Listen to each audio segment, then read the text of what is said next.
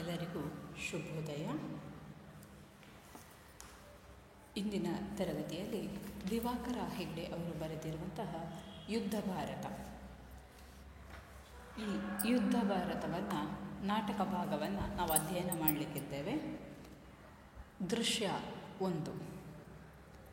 ಈ ದೃಶ್ಯ 1ರಲ್ಲಿ ಮಹಾಭಾರತ ಸಂಗ್ರಾಮ ನಡೆಯುವ ಮೊದಲಿನ ದಿವಸ ಹಸ್ತಿನಾವತಿಯ ಸೈನಿಕರು ಯುದ್ಧಾಭ್ಯಾಸಕ್ಕಾಗಿ ಬರ್ತಾ ಇದ್ದಾರೆ. ಅವರ ಮನಸ್ಥಿತಿ ಹೇಗಿದೆ ಎನ್ನುವಂಥದ್ದನ್ನು ಇಲ್ಲಿ ಹೇಳ್ತಾ ಹೋಗಿದ್ದಾರೆ. ಧಿಮ್ ಧಿಮ್ ಧಿಮ್ ಧಿಮ್ 1 2 3 4 ಬೇಕು ಬೇಕು ಯುದ್ಧ ಬೇಕು, ಇದನ್ನು ಪಲ್ಲವಿಯಾಗಿ ಅಲ್ಲಿ ಹೇಳ್ತಾ ಇದ್ದಾರೆ. ಯುದ್ಧ ಯುದ್ಧ ನಾವು ಸಿದ್ಧ, ಮಸೆದರೆ ಕತ್ತಿ ಎಸೆದರೆ ಚೂರಿ, ಕಸುವಿದೆ ನೋಡಿ ಸಿದ್ಧತೆ ಮಾಡಿ, ನೋಡು ನೋಡು ನೋಡು ನೋಡು ದೃಷ್ಟಿ ಯುದ್ಧ, ಓಡು ಓಡು ಓಡು ಬೆನ್ನಟ್ಟಿದ್ದ, ತಟ್ಟು ತೊಡೆ ಪಟ್ಟು ಹಾಕು ಮಲ್ಲ ಯುದ್ಧ, ಭಾರಿ ಯುದ್ಧ ನಾವು ಸಿದ್ಧ, ಯುದ್ಧ ಬೇಕು ಬೇಕು ಯುದ್ಧ. ಹಾಡಿಗೆ ಹಾಡಿಕೊಂಡು ಸೈನಿಕರು ಕುಣಿತಾ ಇದ್ದಾರೆ, ಅಭ್ಯಾಸ ಮಾಡ್ತಾ ಇದ್ದಾರೆ. ಕತ್ತಿ ಮಸೆಯುವುದು, ಆಯುಧಗಳನ್ನು ಪರೀಕ್ಷೆ ಮಾಡುವುದು, ಗದೆ ತಿರುಗಿಸುವುದು ಇತ್ಯಾದಿಗಳು ನಡೀತಾ ಇದೆ. ಈ ಒಂದು ದೃಶ್ಯದಲ್ಲಿ ಸೈನಿಕರ ಮನಸ್ಥಿತಿ, ಸೈನಿಕರಿಗೂ ಕೂಡ ಯುದ್ಧ ಬೇಕು ಅಂತ ಅನ್ನಿಸ್ತಾ ಇದೆ. ಯುದ್ಧ ಬೇಕು, 1 2 3 4 ಬೇಕು ಬೇಕು ಯುದ್ಧ ಬೇಕು, ಹೌದು ಯುದ್ಧ ಮಾಡಬೇಕು, ನಾವು ಅದಕ್ಕೆ ಬೆಂಬಲವನ್ನು ನೀಡಬೇಕು ಎನ್ನುವಂಥ ಮನಸ್ಥಿತಿಯಲ್ಲಿ ಈ ಸೈನಿಕರಿದ್ದಾರೆ. ಯುದ್ಧ ಯುದ್ಧ ನಾವು ಸಿದ್ಧ, ನಾವು ಯುದ್ಧ ಮಾಡಲಿಕ್ಕೆ ತಯಾರಾಗಿದ್ದೇವೆ, ಯುದ್ಧ ಮಾಡ್ತೇವೆ. ಮಸೆದರೆ ಕತ್ತಿ ಎಸೆದರೆ ಚೂರಿ, ಕಸುವಿದೆ ನೋಡಿ ಸಿದ್ಧತೆ ಮಾಡಿ, ನಮಗೆ ಕೆಲಸ ಇದೆ ನೋಡಿ, ನೀವು ಸಿದ್ಧತೆಯನ್ನು ಮಾಡಿಕೊಳ್ಬೇಕು. ನಮಗೆ ಕತ್ತಿ ಮಸೆದರೆ ಕತ್ತಿಯನ್ನು ಮಸೆಯಬೇಕು, ನಾವು ಸಿದ್ಧತೆ ಮಾಡಿ ಎಸೆದರೆ ಚೂರಿ ಆಗಬೇಕು, ಅದು ಆ ರೀತಿ ಏನು ಹರಿತವಾಗಿರಬೇಕು ನೋಡಿ. ದೃಷ್ಟಿಯುದ್ಧ ನೋಡಿ, ಓಡು ಓಡು ಬೆನ್ನಟ್ಟಿ ಓಡಿ ನೀನು, ತಟ್ಟು ತೊಡೆ ಪಟ್ಟು ಹಾಕು ಮಲ್ಲ ಯುದ್ಧವನ್ನು ಮಾಡಬೇಕು. ನಾವು ಹೇಗೆಲ್ಲ ಯುದ್ಧಕ್ಕೂ ನಾವೇನಾಗಿರಬೇಕು, ತಯಾರಾಗಿರಬೇಕು. ಭಾರಿ ಯುದ್ಧ ನಡೀತದಂತೆ, ಮಹಾಭಾರತ ಯುದ್ಧ ಅಂತ ಹೇಳಿದರೆ ಭಯಂಕರವಾದ ಯುದ್ಧವಂತೆ. ಅದಕ್ಕಾಗಿ ನಾವು ಸಿದ್ಧರಿರಬೇಕು, ಅಂತಹ ಯುದ್ಧದಲ್ಲಿ ನಾವು ಭಾಗಿಗಳಾಗಬೇಕು.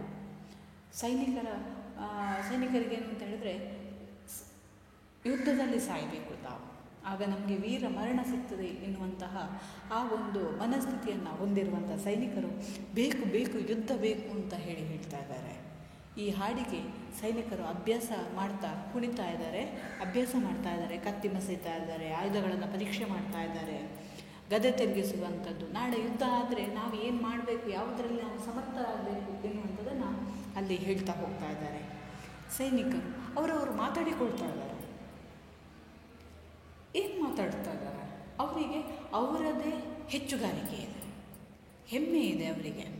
ನಮ್ಮ ದೇಶದ ಬಗ್ಗೆ ಅಥವಾ ನಾವು ಯುದ್ಧ ಮಾಡುವಂಥದ್ರ ಬಗ್ಗೆ ಅವರಿಗೆ ಹೆಮ್ಮೆ ಇದೆ. ಆ ಮೊದಲನೇ ಸೈನಿಕ ಹೇಳ್ತಾ ಇದ್ದಾನಂತೆ, ಈ ಕಲ್ಲಿಗೂ ಈ ಕತ್ತಿಗೂ ಏನು ಜೋಡಿ ಅಂತೀಯ, 2 ಸಾರಿ ಉಜ್ಜಿದರೆ ಸಾಕು ಪಳಪಳ ಹೊಳಿತದೆ. ಈ ಕತ್ತಿ ಇದೆಯಲ್ವ, ನನ್ನ ಕೈಯಲ್ಲಿರುವಂಥ ಈ ಕತ್ತಿಯನ್ನು ನೋಡು, ಎಷ್ಟು ಈ ಕಲ್ಲಿದೆಯಲ್ವ, ಈ ಕಲ್ಲಿಗೆ 1 2 ಸಾರಿ ಹೀಗೆ ಉಜ್ಜಿದ್ರೆ ಸಾಕು, ಅವಾಗೇನಾಗತ್ತೆ, ಕತ್ತಿ ಪಳಪಳ ಅಂತ ಹೊಳಿಯತ್ತೆ, ಹಾಗಾಗತ್ತೆ. ಅದ ಕಾರಣ ಅದಕ್ಕೊಂದು ಎಂಥ ಜೋಡಿ, ಅಷ್ಟು ಪಳಪಳ ಅಂತ ಹೊಳೆಯುವ ಹಾಗೆ ಮಾಡಬೇಕಾದ್ರೆ ಆ ಕಲ್ಲಿಗೂ ಆ ಕತ್ತಿಗೂ ಒಂದಷ್ಟು ಬಾಂಧವ್ಯ ಇದೆ.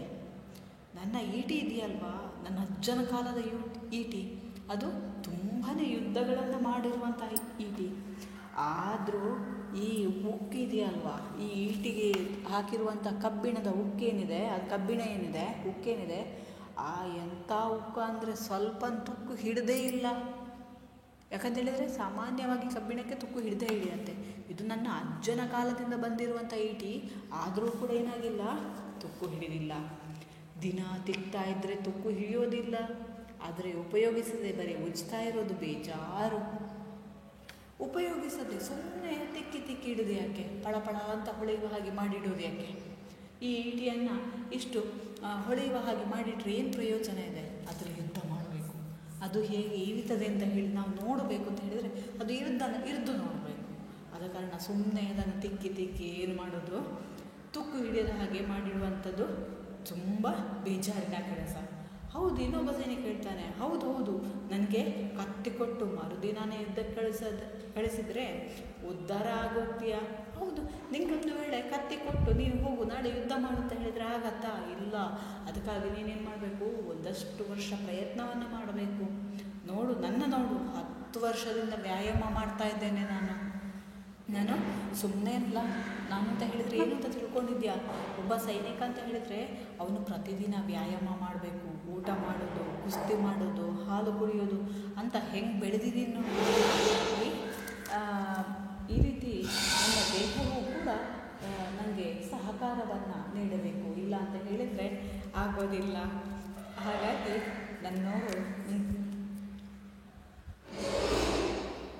ತೊಡೆತಟ್ಟಿ ಹೇಳ್ತಾನೆ, ಯಾವನು ಬರ್ತಾನೆ ಈಗ ಬರಲಿ, 10 ಜನರನ್ನು ಒಂದೇ ಸಾರಿಗೆ ಹೊತ್ತಾಕ್ತೇನೆ. ನಾನೇನು ಮಾಡ್ತೇನೆ, ನನ್ನ ಎದುರಿಗೆ ಯಾರಾದರೂ ಬಂದರೆ 10 ಜನ ಬಂದರೂ ಕೂಡ ಒಂದೇ ಸಾರಿಗೆ ಅವರನ್ನು ಏನು ಮಾಡ್ತೇನೆ, ಹೊಸಕ್ಕೆ ಹಾಕ್ತೇನೆ, ಅವರನ್ನು ಇಲ್ಲ ಅಂತ ಹೇಳಿ ಮಾಡ್ತೇನೆ. ಮೊನ್ನೆವರೆಗೆ ಬೇರೆಯವರ ಮೀಸೆಗೆ ಬೆಣ್ಣೆ ಹಚ್ತಾ ಇದ್ದವರು ಯುದ್ಧದ ಸುದ್ದಿ ಕೇಳಿದ ಮೇಲೆ ಎಲ್ಲರೂ ತಾವೇ ಮಲ್ಲರು ಅಂತಿದ್ದಾರೆ. ಮೊನ್ನೆವರೆಗೆ ಬೇರೆಯವರು ಏನು ಮಾಡ್ತಾಯಿದ್ರು, ಅವರ ಬಗ್ಗೆ ಯೋಚನೆ ಮಾಡ್ತಾ ಇರಲಿಲ್ಲ.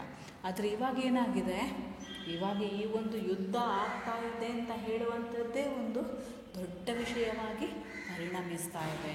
ಅದಕ್ಕೇನು ಮಾಡ್ತಾ ಇದ್ದಾರೆ, ಎಲ್ಲರೂ ಯುದ್ಧ ನಡೀತಾ ಇದೆ, ಯಾರೆಲ್ಲರೂ ಯುದ್ಧಕ್ಕೆ ಭಾಗವಹಿಸ್ಲಿಕ್ಕೆ ಸಾಧ್ಯ ಇದೆ ಅವರೆಲ್ಲರೂ ಬನ್ನಿ ಅಂತ ಹೇಳಿದ ಕೂಡ ಏನು ಮಾಡ್ತಾ ಇದ್ದಾರೆ, ಎಲ್ಲರೂ ಕೂಡ ಯುದ್ಧಕ್ಕೆ ಬರ್ತಾ ಇದ್ದಾರೆ. ಯುದ್ಧ ಮಾಡಲಿಕ್ಕೆ ತಾವೆಲ್ಲರೂ ಮಲ್ಲರು, ನಾವೆಲ್ಲರೂ ಸೈನಿಕರು ಅಂತ ಹೇಳಿ ತಿಳ್ಕೊಂಡಿದ್ದಾರೆ. ಹಾಗೆಲ್ಲ ಸೈನಿಕರಾಗಲಿಕ್ಕೆ ಆಗೋದಿಲ್ಲ. ಸುಮ್ಮನೆ ಎಲ್ಲರೂ ಸೈನಿಕರಾಗಿರಲಿಕ್ಕೆ ಸಾಧ್ಯ ಇಲ್ಲ. ಯಾಕಂತ ಹೇಳಿದರೆ ಎಲ್ಲರೂ ಸೈನಿಕರಾಗೋದಿಲ್ಲ. ಸೈನಿಕರಾಗಬೇಕು ಅಂತ ಹೇಳಿದರೆ ಏನು ಮಾಡಿರಬೇಕು, ಸೈನಿಕರ ತರಬೇತಿಯನ್ನು ಪಡೆದಿರಬೇಕು, ಯುದ್ಧ ಮಾಡಲಿಕ್ಕೆ ಗೊತ್ತಿರಬೇಕು, ನಿಪುಣರಾಗಿರಬೇಕು.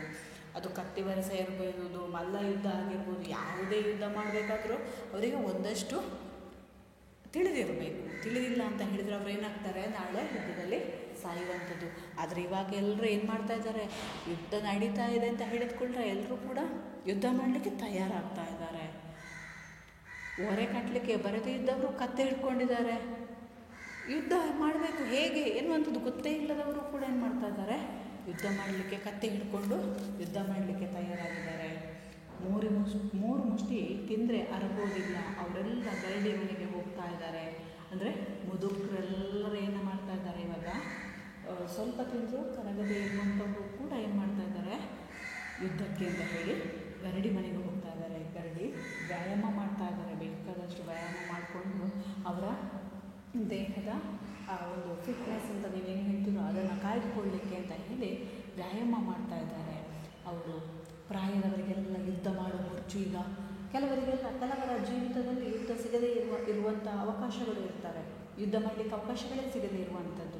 ಅವರಿಗೆಲ್ಲ ಇವಾಗ ಏನಾಗ್ತಾ ಇದೆ, ಯುದ್ಧ ಮಾಡೋದು ಅಂತ ಹೇಳಿದರೆ ಒಂದು ಖುಷಿಯ ವಿಷಯ. ನಾವು ಯುದ್ಧ ಮಾಡ್ತಾ ಇದ್ದೇವೆ, ನಾವು ಮಹಾಭಾರತ ಯುದ್ಧದಲ್ಲಿ ಭಾಗವಹಿಸ್ತಾ ಇದ್ದೇವೆ ಅಂತ ಹೇಳಿಕೊಂಡು ಅವರೆಲ್ಲ ಏನು ಮಾಡ್ತಾ ಇದ್ದಾರೆ, ಯುದ್ಧ ಮಾಡಲಿಕ್ಕೆ ಅಂತ ಹೇಳಿ ಒಂದಷ್ಟು ಕಷ್ಟಪಡ್ತಾ ಇದ್ದಾರೆ, ಕೆಲಸ ಮಾಡ್ತಾ ಇದ್ದಾರೆ. ಒಂದಷ್ಟು ತಿನ್ನಬೇಕು, ಸುಮ್ಮನೆ ಅಲ್ಲ, ಒಂದಷ್ಟು ತಿನ್ನಬೇಕು, ಒಂದಷ್ಟು ವ್ಯಾಯಾಮ ಮಾಡಬೇಕು, ಅದನ್ನೆಲ್ಲ ಮಾಡ್ತಾ ಇದ್ದಾರೆ. ಎಲ್ಲರಿಗೂ ಇವಾಗ ಏನಾಗಿದೆ, ಹಿರಿಯ ಜೀವಿಗಳಿಗೆಲ್ಲ ಪ್ರಾಯದವರಿಗೂ ಕೂಡ ಯುದ್ಧ ಮಾಡಬೇಕು ಎನ್ನುವಂಥ ಹುಚ್ಚು ಹಿಡಿದಿದೆ. ಅಯ್ಯೋ, ಅಷ್ಟು ಸುಲಭನಾ ಯುದ್ಧ ಅಂದರೆ? ಯುದ್ಧ ಅಂದರೆ ಅಷ್ಟು ಸುಲಭವಾಗಿ ಇರುವಂಥದ್ದು ಅಲ್ಲ. ಯುದ್ಧ ಅಂತ ಹೇಳಿದರೆ ತುಂಬ ಕಷ್ಟ ಇದೆ. ಅದಕ್ಕೆ ನಮ್ಮ ಹಾಗೆ ಅಭ್ಯಾಸ ಮಾಡಬೇಕು. ಅಭ್ಯಾಸ ಇಲ್ಲದೆ ಏನು ಮಾಡಲಿಕ್ಕಾಗಲ್ಲ, ಯುದ್ಧ ಮಾಡಲಿಕ್ಕಾಗಲ್ಲ. ಸೈನಿಕರಾಗಬೇಕು ಅಂತ ಹೇಳಿದರೆ ಮಕ್ಕಳಿಗೆ ಶಿಕ್ಷಣ ಕೊಡಬೇಕು. ಸುಮ್ಮನೆ ಯಾವಾಗಲೂ ಒಂದು 50 ವರ್ಷದ ನಂತರ ಯುದ್ಧ ಮಾಡಲಿಕ್ಕೆ, ಸೈನಿಕರಾಗಲಿಕ್ಕೆ ಯುದ್ಧಕ್ಕೆ ಬನ್ನಿ ಅಂತ ಹೇಳಿದ್ಕೊಳ್ಳಿ ಯುದ್ಧ ಮಾಡಲಿಕ್ಕೆ ಹೋದರೆ ಏನಾಗುತ್ತೆ, ನಮಗೆ ಯುದ್ಧ ಮಾಡಲಿಕ್ಕೆ ಸಾಧ್ಯ ಆಗೋದಿಲ್ಲ. ಆದ ಕಾರಣ ಸೈನಿಕರಾಗಬೇಕು ಅಂತ ಹೇಳಿದರೆ ನಾವೇನು ಮಾಡಬೇಕು, ಮೊದಲೇ ಮಕ್ಕಳಾಗಿರುವಾಗಲೇ ಅವರಿಗೆ ಸೈನಿಕರಾಗಬೇಕು, ಸೈನಿಕ ಹೇಗೆ ಯುದ್ಧ ಮಾಡಬೇಕು, ಸೈನ್ಯ ಹೇಗಿರಬೇಕು ಎನ್ನುವಂಥದ್ರ ಬಗ್ಗೆ, ಹೇಗಿರುತ್ತೆ ಎನ್ನುವಂಥದ್ರ ಬಗ್ಗೆ ಒಂದಷ್ಟು ಮಾಹಿತಿಗಳನ್ನು ಕೊಡಬೇಕು. ಸೈನ್ಯ ಅಂತ ಹೇಳಿದರೆ ಸುಮ್ಮನೆ ಅಲ್ಲ, ಅವರು ಏನು ಮಾಡ್ತಾರೆ, ಬೇರೆ ರೀತಿಯಾದಂತಹ ಸೈನ್ಯವನ್ನು ಕಟ್ತಾ ಹೋಗ್ತಾರೆ. ಚಕ್ರವ್ಯೂಹವಾಗಿರ್ಬೋದು ಅಥವಾ ಬೇರೆ ರೀತಿಯಾದಂತಹ ಎದುರಾಳಿಯನ್ನು ಸೋಲಿಸಲಿಕ್ಕೆ ಯಾವೆಲ್ಲ ರೀತಿಯಿಂದ ಸಾಧ್ಯ ಇದೆಯೋ, ಅವನನ್ನು ಕಟ್ಟಿ ಹಾಕಲಿಕ್ಕೆ ಯಾವೆಲ್ಲ ರೀತಿಯಿಂದ ಸಾಧ್ಯ ಇದೆಯೋ ಅದೆಲ್ಲ ಪ್ರಯೋಗಗಳನ್ನು ಏನು ಮಾಡ್ತಾರೆ, ಅವರು ಮಾಡ್ತಾ ಹೋಗ್ತಾರೆ. ಮಕ್ಕಳಿಗೆ ಅಂತಹ ಶಿಕ್ಷಣವನ್ನು ಕೊಡಬೇಕಾಗತ್ತೆ. ದೊಡ್ಡವರಾದಮೇಲೆ ಆ ಮೈ ಬಗ್ಗೋದಿಲ್ಲ. ದೊಡ್ಡವರಾದಮೇಲೆ ಅವರಿಗೆ ಏನಾಗೋದಿಲ್ಲ, ಹೇಗೆ ಯುದ್ಧ ಮಾಡಬೇಕು ಅಂತ ಹೇಳಿ ಕೊಟ್ಟರು ಅದೇನಾಗಲ್ಲ, ಅವರಿಗೆ ಯುದ್ಧ ಮಾಡಲಿಕ್ಕೆ ಸಾಧ್ಯ ಆಗಲ್ಲ. ಆದ ಕಾರಣ ಅಷ್ಟೇ ಅಲ್ಲ, ಬಾಳೆ ಮರ ಕಡಿದು ಯುದ್ಧ ಕಲಿಸ್ಲಿಕ್ಕೆ ಬರೋದಿಲ್ಲ. ನನ್ನ ಮಗನಿಗೆ ಕತ್ತಿ ಒರೆಸಿ ಕಲಿಸ್ತಾ ಇದ್ದೆ, ನನಗೆ ಏಟು ಬಿದ್ದು ಎಂಥ ಗಾಯ ಆಗಿತ್ತು ಅಂದರೆ ಇನ್ನೂ ಕಲೆ ಉಳಿದಿದೆ ನೋಡು. ಸುಮ್ಮನೆ ಒಬ್ಬರನ್ನು ಕಡಿಯೋದು ಅಂತ ಹೇಳಿದರೆ ಅಷ್ಟು ಸುಲಭದ ಕೆಲಸ ಆಗಿರುವಂಥದ್ದಲ್ಲ. ಯಾಕಂತ ಹೇಳಿದರೆ ಒಂದು ಮರವನ್ನು ಕಡ್ದ ಹಾಗೆ, ಮರವನ್ನು ಕಡ್ದ ಹಾಗೆ ಬಾಳೆಯ ಗಿಡವನ್ನು ಹೋಗಿ ನಾವು ಕಡಿಬೇಕಾದ್ರೆ ಎದುರಿಗಿದ್ದ ವ್ಯಕ್ತಿಯ ಬಗ್ಗೆ ನಮ್ಗೆ ಏನೂ ಅನಿಸೋದೇ ಇಲ್ಲ, ಅಥವಾ ಆ ಬಾಳೆ ಗಿಡ ಬಗ್ಗೆ ಏನೂ ಅನಿಸೋದಿಲ್ಲ. ಆದರೆ ಯುದ್ಧ ಮಾಡಬೇಕು ಅಂತ ಹೇಳಿದರೆ ಎದುರಿಗಿದ್ದಂತಹ ವ್ಯಕ್ತಿಗೆ ಪೆಟ್ಟಾಗುವಾಗ ಅದನ್ನು ಸಹಿಸುವಂತಹ ಧೈರ್ಯ ಶಕ್ತಿ ನಮ್ಮಲ್ಲಿರಬೇಕು. ಆ ರಕ್ತವನ್ನು ನೋಡುವಂತಹ ಶಕ್ತಿ ನಮ್ಮಲ್ಲಿರಬೇಕು. ಆದರೆ ಇದು ಏನಾಗಿದೆ, ಹಾಗೆ ಆಗೋದಿಲ್ಲ. ನನ್ನ ಮಗನಿಗೆ ಏನು ಮಾಡ್ತಾ ಇದ್ದಾನೆ, ಕತ್ತಿ ಒರೆಸಿ ಕಲಿಸ್ತಾ ಇದ್ದೇನೆ. ಅದು ಎಷ್ಟು ಸಮಯದಿಂದ ಕಲಿಸ್ತಾ ಇದ್ದೇನೆ ಅಂತ ಹೇಳಿದ್ರೆ ಅಷ್ಟು ಸಮಯದಿಂದ ನಾನೇನು ಮಾಡ್ತೇನೆ, ಮಗನಿಗೆ ಕತ್ತಿ ಒರೆಸೆಯನ್ನು ಕಲಿಸ್ತಾ ಇದ್ದಾನೆ. ಆ ಮಗ ಏನು ಮಾಡಿದ, ಕತ್ತಿ ಒರೆಸೆ ಕಲಿಸ್ತಾ ಅವನು ಒಂದು ದಿವಸ ಏನು ಮಾಡಿದ, ನನಗೆ ಗಾಯ ಆಗೋ ಹಾಗೆ ಮಾಡಿಬಿಟ್ಟ. ಕತ್ತಿಯಲ್ಲಿ ನಾವು ತಪ್ಪಿಸಿಕೊಳ್ಬೇಕು. ಇನ್ನೊಬ್ಬ ಕತ್ತಿಯನ್ನು ಬೀಸಿದ್ರೆ ಆ ಕತ್ತಿ ಬೀಸುವಂಥದ್ರಿಂದ ಗಾಯ ಆಗುವಂಥದ್ದನ್ನು ತಪ್ಪಿಸಿಕೊಳ್ಳಲಿಕ್ಕೆ ನಮಗೆ ಆ ಕೌಶಲ್ಯ ಇರಬೇಕು. ಆದರೆ ಇಲ್ಲಿ ಹಾಗಾಗಲಿಲ್ಲ. ನನ್ನ ಮಗ ಎಷ್ಟು ಕಲಿತಿದ್ದಾನೆ ಅಂತ ಹೇಳಿದ್ರೆ ಅವನ ಮಗನನ್ನು ಹೊಗಳಿಕೊಳ್ತಾ ಇದ್ದಾನೆ. ಅವನು ಚೆನ್ನಾಗಿ ಯುದ್ಧ ಮಾಡಲಿಕ್ಕೆ ಕಲಿತಾ ಇದ್ದಾನೆ. ನನ್ನ ಮಗನಿಗೆ ನಾನೇ ಏನು ಮಾಡ್ತಾ ಇದ್ದೇನೆ, ಯುದ್ಧದ ಪಾಠವನ್ನು ಕಲಿಸಿಕೊಡ್ತಾ ಇದ್ದಾನೆ. ಅಷ್ಟು ಚಿಕ್ಕ ಇರುವಾಗಲೇ ಅವನು ಕಲಿತ್ರೆ ಮಾತ್ರ ಏನಾಗುವಂಥದ್ದು, ಮುಂದಕ್ಕೆ ಚೆನ್ನಾಗಿ ಯುದ್ಧ ಮಾಡಲಿಕ್ಕೆ ಸರಿಯಾಗುವಂಥದ್ದು ಅಂತ ಹೇಳಿ. ಆದ ಕಾರಣ ಅವನು ಮಾಡಿರುವಂಥ ಯುದ್ಧದಲ್ಲಿ ಏನಾಯಿತು, ಕೊನೆಗೆ ಒಂದು ದಿವಸ ಅವನು ಕಲಿತು ನನ್ನ ಕೈಗೆ ಏನು ಮಾಡಿದಾನೆ, ರಕ್ತ ಬರುವ ಹಾಗೆ ಮಾಡಿದ್ದಾನೆ. ಅದರ ಗಾಯ ಇವಾಗಲೂ ಇದೆ ನೋಡು ಅಂತ ಹೇಳಿ ಇನ್ನೊಬ್ಬನಿಗೆ ತೋರಿಸ್ತಾನಂತೆ. ಮಕ್ಕಳು ಅಂದರೆ ಹೆಂಗಿರಬೇಕು ಗೊತ್ತಾ, ರಕ್ತಕ್ಕೆ ಹೆದರಿದರೆ ಯುದ್ಧ ಮಾಡಲಿಕ್ಕಾಗೋದಿಲ್ಲ. ಹೌದು, ಮಕ್ಕಳು ಸಣ್ಣ ಮಕ್ಕಳನ್ನೆಲ್ಲ ಯುದ್ಧ ಕಳಿಸ್ಲಿಕ್ಕೆ ಸಾಧ್ಯ ಇಲ್ಲ. ಯಾಕಂತ ಹೇಳಿದರೆ ರಕ್ತ ನೋಡಿದರೆ ಹೆದರಿಕೆ ಆಗುವಂಥದ್ದಾದರೆ ಇಲ್ಲಿ ನಡೆಯುವಂಥದ್ದೇನೋ ಅದು ಮಹಾಭಾರತ ಯುದ್ಧ ನಡೆಯುವಂಥದ್ದು. ಹಾಗೆ ಸುಮ್ಮನೆ ಯುದ್ಧ ನಡೆಯುವಂಥದ್ದಲ್ಲ. ಇಲ್ಲಿ ಎಷ್ಟೋ ಲಕ್ಷಗಟ್ಟಲೆ ಸೈನಿಕರು ಭಾಗವಹಿಸ್ತಾ ಇದ್ದಾರೆ. ಇಲ್ಲಿ ಭಾಗವಹಿಸುವ ಅಷ್ಟು ಸೈನಿಕರ ಜೊತೆ ಏನು ಮಾಡಬೇಕು, ಯುದ್ಧ ಮಾಡುವ ಹುಮ್ಮಸ್ಸು ತಾಕತ್ತು ನಮ್ಮಲ್ಲಿರಬೇಕು.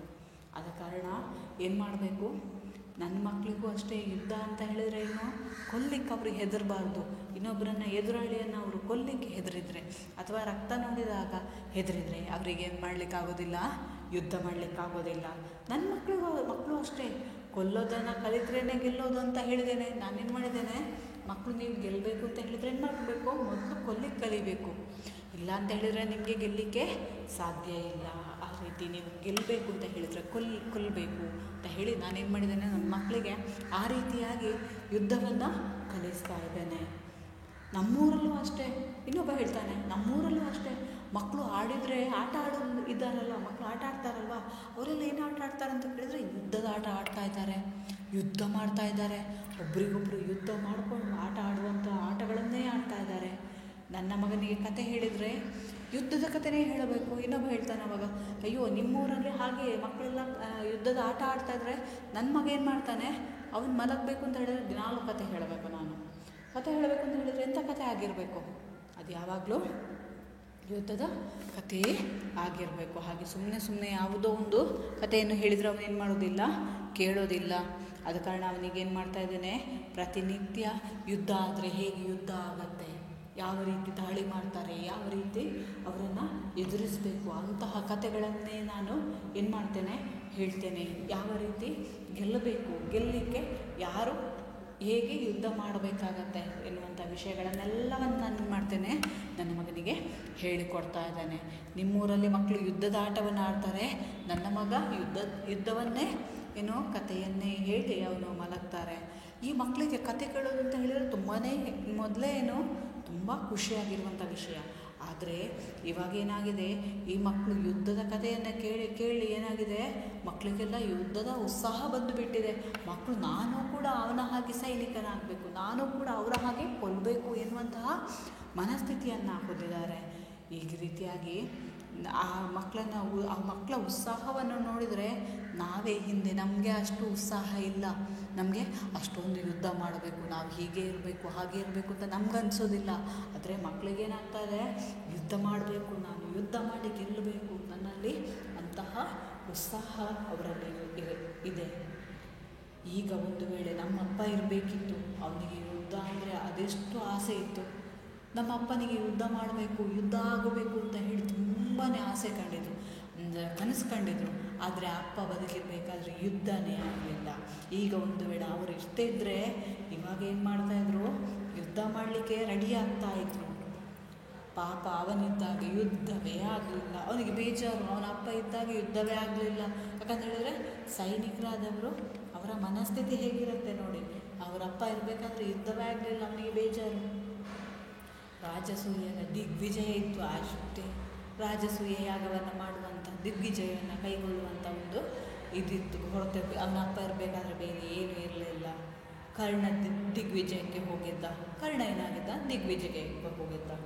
ಅಲ್ಲಿ ಇಲ್ಲಿ ಸ್ವಲ್ಪ ಸ್ವಲ್ಪ ಸಣ್ಣ ಮಟ್ಟಿನ ಸಣ್ಣ ರಾಜರಲ್ಲಿ ಇಲ್ಲಿ ಏನು ಮಾಡ್ತಾಯಿದ್ರು, ಯುದ್ಧ ಮಾಡ್ತಾಯಿದ್ರು. ಆದರೆ ಈ ರೀತಿ ಮಹಾಭಾರತ ಯುದ್ಧ ಅಂತೂ ಅವಾಗ ನಡೀಬೇಕಿತ್ತು. ಅಪ್ಪ ಇರ್ತಿದ್ರೆ, ನನ್ನ ಅಪ್ಪ ಮಹಾಭಾರತ ಯುದ್ಧವನ್ನು ನೋಡ್ತಾ ಇದ್ರೆ ತುಂಬಾ ಖುಷಿ ಪಡ್ತಾ ಇದ್ದ. ಆವಾಗ ಅದರಲ್ಲಿ ಭಾಗವಹಿಸಲಿಕ್ಕೆ ತುಂಬಾ ಇಷ್ಟಪಡ್ತಾ ಇದ್ದ.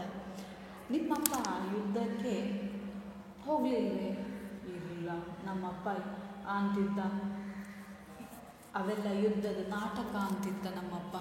ಅದೆಲ್ಲ ಯುದ್ಧವೇ ಅಲ್ಲ, ಅದೆಲ್ಲ ಸಣ್ಣ ಪುಟ್ಟ ಯುದ್ಧಗಳಾಗುವಂಥದ್ದು, ಅದೆಲ್ಲ ಒಂದು ಯುದ್ಧ ಅಂತ ಅನಿಸೋದೇ ಇಲ್ಲ. ಯಾಕಂತ ಹೇಳಿದರೆ ಅವರಿಗೆ ಯುದ್ಧ ಆದರೆ ಹೇಗಿರಬೇಕು ನೋಡಿ, ಕೌರವ ಪಾಂಡವರ ಯುದ್ಧ ನೋಡಬೇಕು. ಕೌರವರು ಪಾಂಡವರು ಯಾವ ರೀತಿ ಸೆಣಸಾಡ್ತಾರೆ ಆ ಯುದ್ಧವನ್ನು ನೋಡಬೇಕು. ಅದಾದರೆ ನಿಜವಾದ ಯುದ್ಧ ಅಂತ ಹೇಳಿ ಕಾಯ್ತಾ ಇದ್ದ. ಪಾಂಡವರು ಕೌರವರು ಯಾವಾಗ ಯುದ್ಧ ಆಗಿರಬೇಕಿತ್ತು, 14 ವರ್ಷದ ಮೊದಲೇ ಯುದ್ಧ ಆಗಿರಬೇಕಿತ್ತು. ಆವಾಗಲೇ ಯುದ್ಧ ಆಗಿರ್ತಿದ್ರೆ ಎಷ್ಟು ಚೆನ್ನಾಗಿರ್ತಿತ್ತು. ಇವಾಗ ಇದೆಲ್ಲ ಯುದ್ಧಗಳೇ ಅಲ್ಲ. ಇವಾಗಿರುವಂಥ ಯುದ್ಧಗಳೇನು, ಅದು ಬರೀ ಸಣ್ಣ ಸಣ್ಣ ಪುಡಿ ಯುದ್ಧಗಳು, ಅದೆಲ್ಲ ಏನು ಯುದ್ಧದ ಹಾಗೆ ಮಾಡುವಂಥ ಒಂದು ನಾಟಕಗಳು ಅಷ್ಟೇ. ಆದರೆ ಕೌರವ ಪಾಂಡವರ ಯುದ್ಧ ಯಾವತ್ತೂ ಏನಾಗಿರುತ್ತೆ, ತುಂಬಾ ರಾಜಾರೋಷವಾಗಿ ಯುದ್ಧ ಮಾಡುವಂಥದ್ದನ್ನು ನನಗೆ ನೋಡಬೇಕು ಅಂತ ಹೇಳಿ ಖುಷಿ ಪಡ್ತಾ ಇದ್ದ. ಅದು ಸಾಧ್ಯ ಆಗಲಿಲ್ಲ. ಧನ್ಯವಾದಗಳು.